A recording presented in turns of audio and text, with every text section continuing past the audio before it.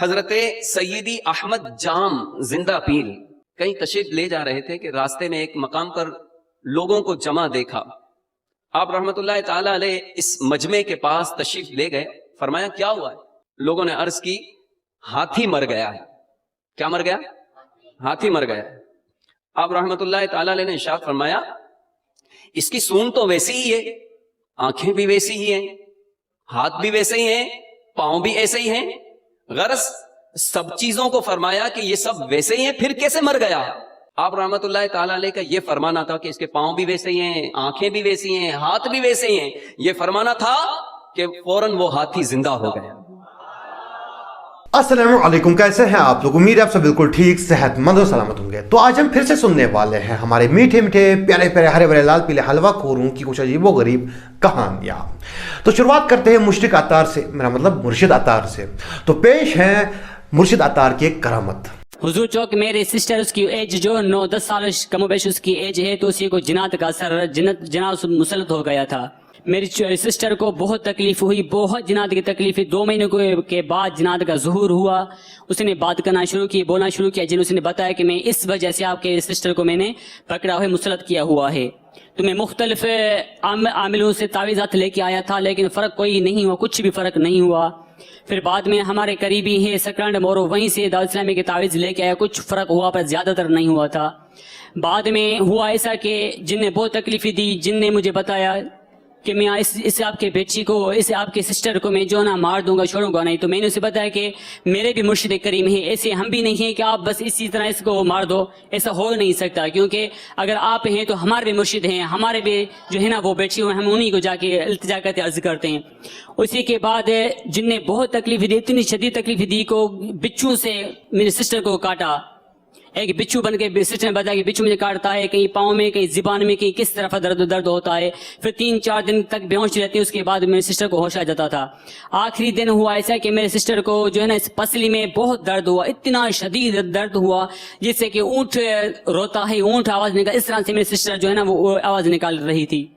تو میں شدید پریشان تھا، رو رہا تھا. اسی دوران میں نے وضو کیا، 2 رکعت نفل نماز پڑھ کے میں نے آپ کے سامنے آپ کی طرف منہ کر کے جھولی پھیلائی اور آپ کو دامن پھیلا کے عرض کیا کہ حضور پہنچیے، یہ بچی آپ ہی کی مریدنی ہے، آپ ہی کی غلام ہے، ہم بھی آپ کے غلام ہیں، مہربانی کیجیے پہنچے، اس بچی کو بچائیے. 2 سیکنڈ یا 2 منٹ کے کم و بیش کے بعد وہ جن ظاہر ہوا اور اس نے کہا کہ اپنے مرشد کو جا کے عرض کیجیے کہ مہربانی کر کے اب مجھے تکلیف نہ دے، میرے بچوں کو جا کے جلانے آیا ہے، آپ کا مرشد الیاس قادری جلانے آیا ہے.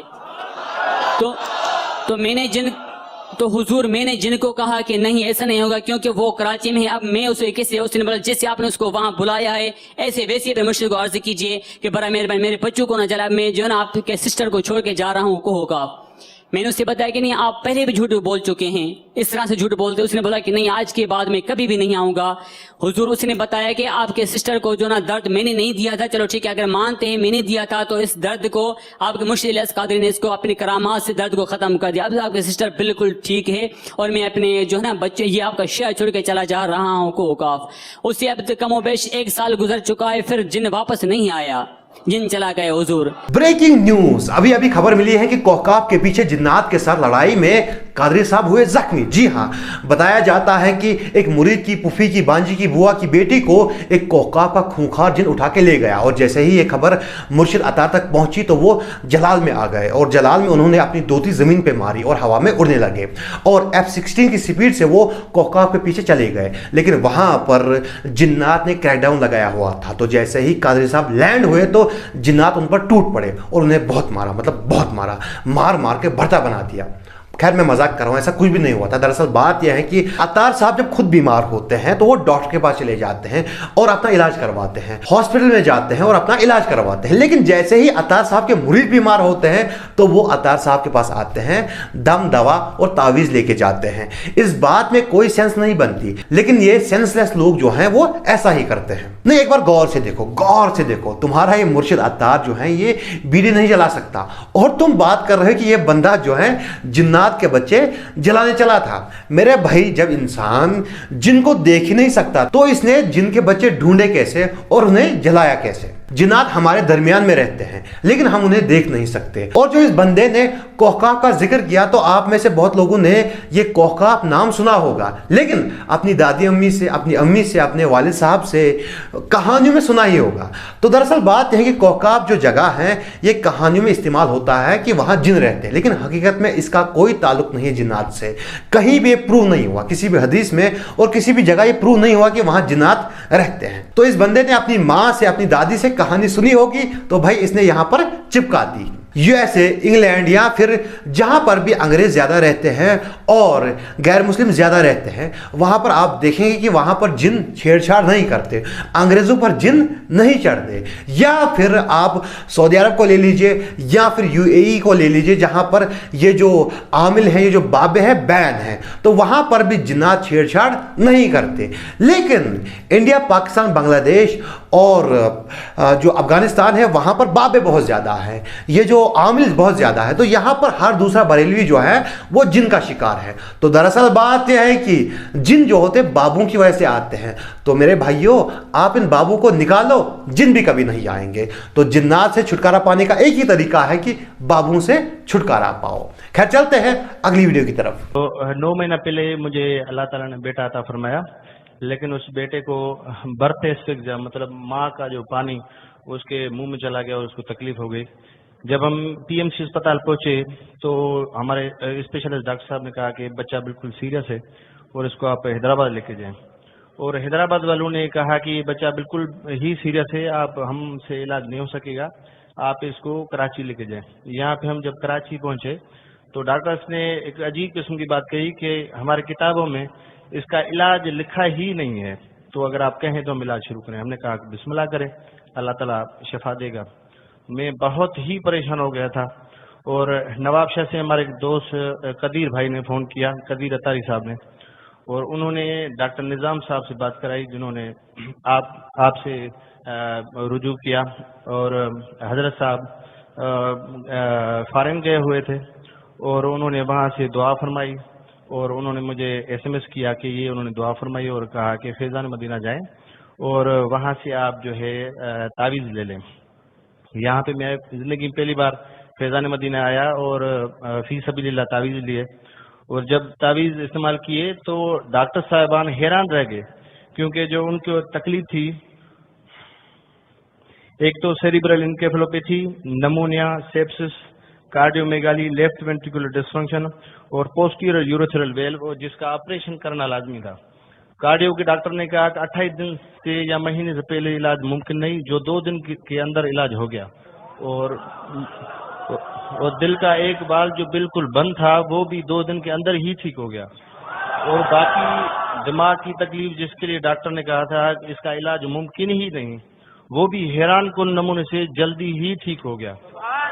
और उसके अलावा जो डॉक्टर नासिर थे उस बड़ी हॉस्पिटल में कराची में, जो जिसने कहा कि इसका ऑपरेशन पोस्टीरियर यूरेथ्रल वेल्व, ये ऑपरेशन लाजमी था।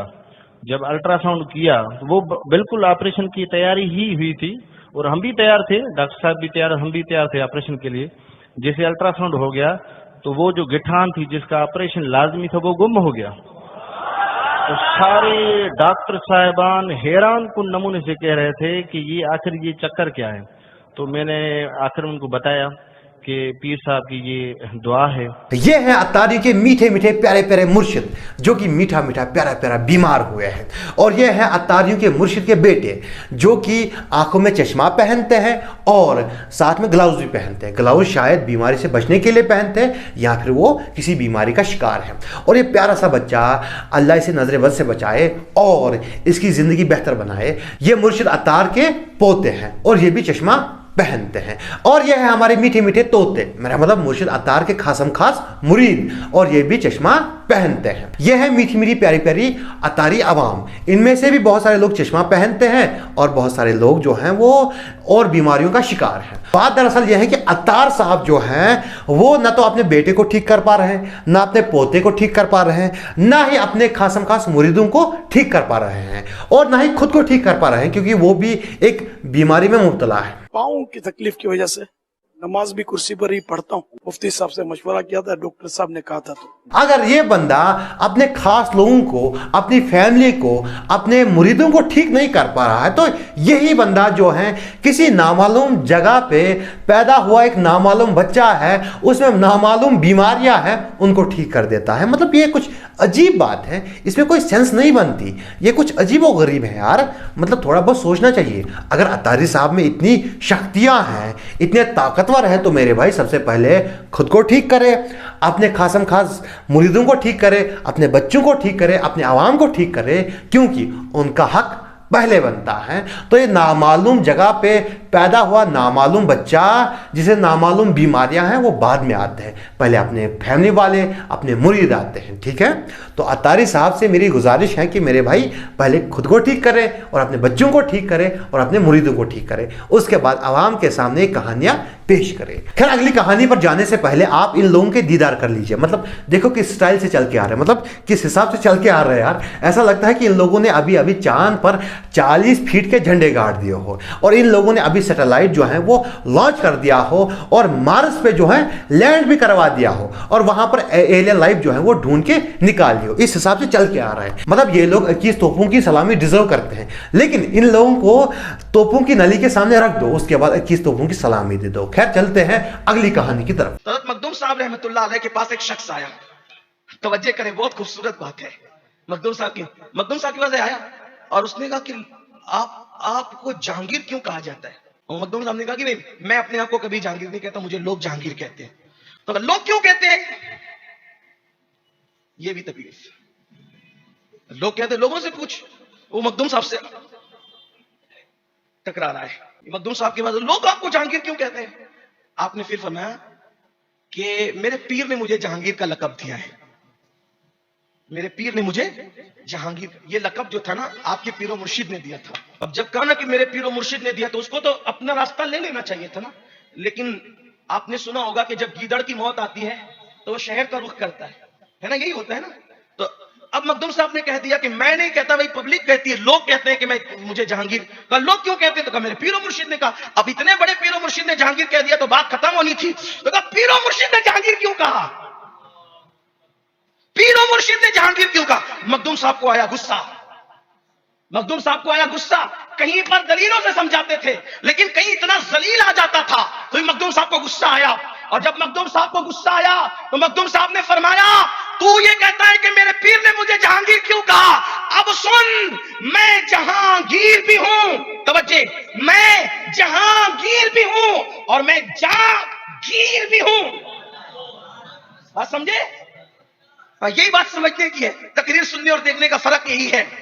मैं जहांगीर भी हूं और मैं जागीर भी हूं। बस इतना कहा कि मैं जागीर भी हूं। वो नीचे गिरा, तड़प तड़प कर मर गया, उसकी रूह निकल गई। अमीरुल कादरी जिस बाबा जी के किस्से सुना रहे हैं और उनके कसीदे पढ़ रहे हैं, असल में वो कातिल हैं, क्योंकि किसी भी इंसान को इस बुनियाद पे नहीं मारा जा सकता कि उसने सवाल पूछा है, और बाबा जी ने सरासर कत्ल किया है, और इस्लाम में कत्ल बहुत ही बड़ा गुनाह है, और बाबा जी कातिल हैं। बहुत सारे लोग कहेंगे कि अहमद तबरेज़ तुमने तो बाबा जी की तौहीन कर दी।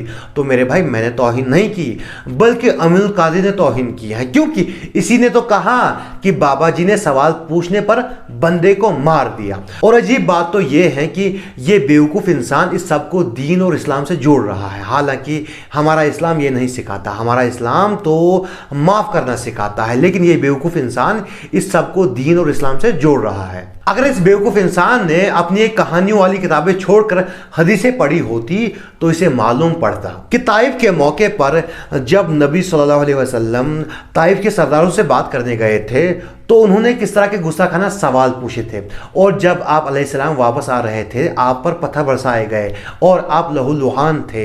आप चाहते तो अल्लाह से दुआ करते, ताइफ जो है उल्टा हो जाता और वहां के लोग मुंह के बल चल के आते और आप अलैहिस्सलाम से माफिया मांगते, लेकिन आपने ऐसा नहीं किया। आपने मिसाल कायम कर दी कि इस्लाम दीन है माफ करने का, इस्लाम दीन है बर्दाश्त करने का। सहाबा पर जुल्म किए गए, कैसे कैसे टॉर्चर दिए गए, उनको पीटा गया, لیکن صحابہ نے کسی کو نہیں مارا، صحابہ نے معاف کیا، کیونکہ اسلام سکھاتا ہے معاف کرنا، اسلام سکھاتا ہے برداشت کرنا۔ لیکن ان کے بابے سمجھ نہیں آتا کہ ان کے بابے کون سے دین میں مانتے تھے، کون سے اسلام میں مانتے تھے۔ اگر کسی نے لوٹے کا منہ قبلے کی طرف نہ کیا تو اسے مار دیتے تھے، اگر کسی کو کدو پسند نہ آتا تو اسے مار دیتے تھے، اگر کوئی سوال پوچھتا تھا تو مار دیتے تھے۔ یہ اسلام نہیں ہے، یہ دین نہیں ہے، اور نہ ہی کسی اللہ کے ولی نے ایسا کچھ کیا ہے۔ یہ سراسر من گھڑت کہانیاں ہیں، اور ان کہانیوں کا دین اور اسلام سے کوئی تعلق نہیں ہے۔ اور